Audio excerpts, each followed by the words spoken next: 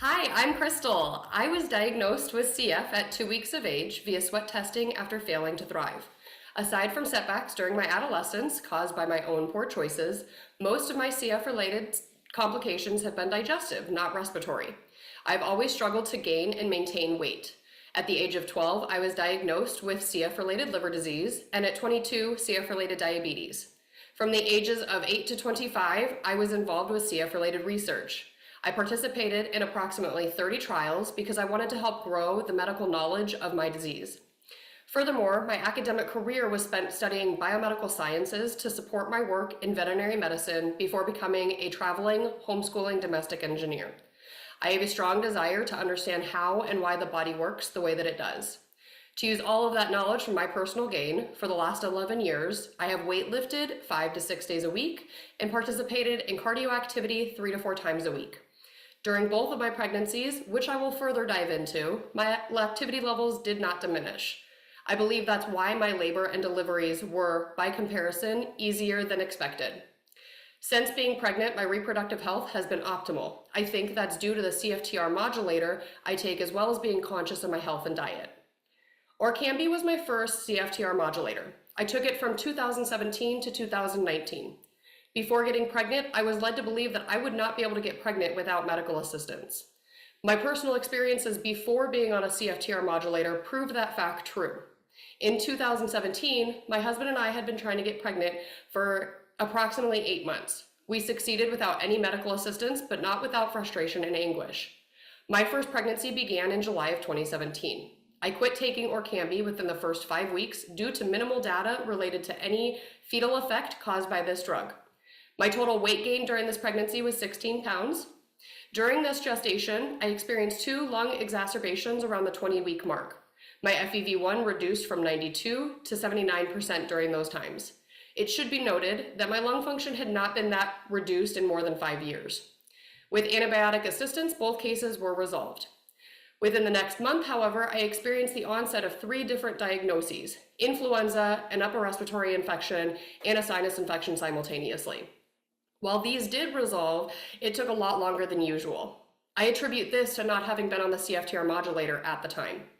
Around 30 weeks gestation, I received a diagnosis of cholestasis of pregnancy, resulting in constant monitoring.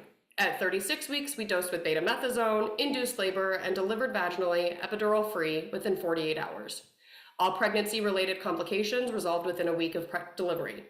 Orkambi was resumed 2 weeks post-delivery. This child is now 6 years old and is a strong, healthy, and happy boy. I quit taking Orkambi in December of 2019 and started taking Trikafta immediately after. My second pregnancy began in January of 2020, exactly 1 month after starting Trikafta. My husband and I had been trying to get pregnant with our second child for over 2 years. Because of that, I attribute the success of this pregnancy to Trikafta entirely. I chose to continue taking this modulator during this pregnancy due to the frequent illnesses from my first pregnancy. I was more worried about the effect that increased sickness would have on our child rather than potential of this drug. My total weight gain during this pregnancy was also 16 pounds, and my FEV1 maintained 95% for the entirety. Up until 26 weeks, this gestation was unremarkable with no notable comorbidities. At 27 weeks, I was again diagnosed with cholestasis of pregnancy and had rapidly increasing symptoms. This resulted in constant monitoring more than the first. At 36 weeks, we dosed with betamethasone, induced labor, and delivered vaginally, epidural-free, within 48 hours. All pregnancy-related complications resolved within a week of delivery. Despite an 8-day NICU stay to further develop his lungs after birth, this child recently turned 4 and is also a strong, healthy, and happy boy. As expected, medical factors in both pregnancies took a mental and emotional toll. The second pregnancy had the added stress of the social and political environment from the pandemic.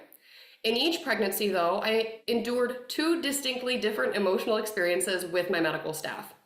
During my first, I was in a large city with a supportive and extensively knowledgeable medical staff. I was confident that everything would develop safely and accordingly, which meant my emotional state was balanced and manageable as possible.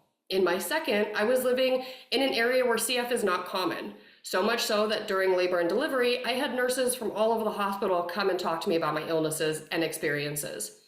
My biggest grievance was the fact that when I first met my highly rated OB for pregnancy 2, I thoroughly explained the complexities of my body. I asked if she was comfortable handling what will likely happen.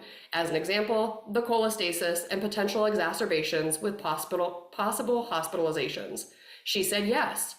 That fact proved not to be the case around 30 weeks gestation. At one point, she said, I feel like a monkey in the middle in all your specialists and the high-risk doctors. I don't know what to do.